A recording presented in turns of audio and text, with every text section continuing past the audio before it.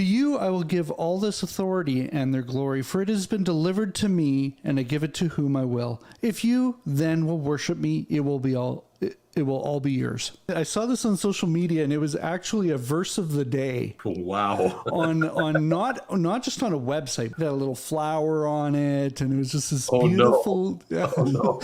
So the person built a meme out of it, but it said, "This is all great until you realize who said it." Yeah, until you realize you said it. So let's talk about context. Oh, yeah, of Because course. when Satan says something to Jesus, you don't want to take Satan's word and build a verse of the day around it without the context. Absolutely. That should not become your verse of the day. And the beauty is another challenge in why does the Bible seem confusing sometimes? Satan himself, in the temptation of Jesus, there's three major temptations discussed in that passage and the similar ones in the other gospels. Three major temptations, and in those temptations he actually quoted the Bible. And so the Bible itself can be misused, in this case by none other than Satan himself, to get you to do things that you ought not to do. I pulled this back up because I think that is actually one of the answers to this question of why is it so easy to misunderstand and misinterpret?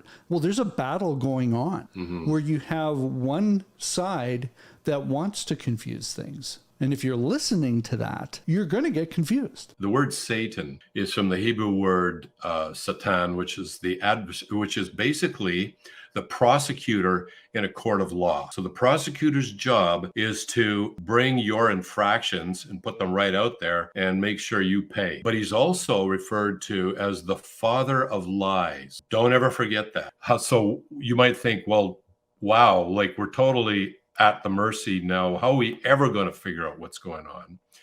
But here's a couple of pointers. Number one is that if God decided to use human language to communicate with us, as he does in the Bible, then we ought to use the rules of human language to understand what he's saying. In other words, it would be odd if God used human words to communicate with us, but never used the rules of human language, that human language to communicate. That would be very bizarre.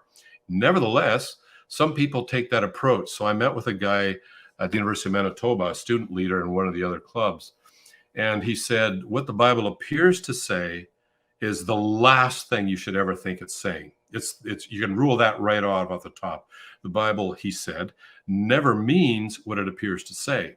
You have to have a special meaning, and that will vary from person to person. Well, that, I would say, is straight out of the playbook of the father of lies. That removes all rules of human language. It completely leaves us in limbo land. So when people ask me, well, how do you interpret the Bible? I say, in the same way I interpret any other book, whether it's a physics textbook, whether it's a fiction, a work of, we write books in languages using the rules of those language. And when the Bible comes along, we need to use those same rules of human language. Then that really eliminates a pile of just nonsense that's out there. The figures of speech, most of the figures of speech you will study, you'll find used in the Bible. So it's just the same rules of language. And if it's used in the Bible, those same figures of speech also appear in Greek as well as in Hebrew and Aramaic. So these figures of speech are not just something English people invented. They've been around for thousands of years in many languages. And there's rules as to when you bring those figures of speech into play and when they're not. And you'll learn these rules even in a secular literature course.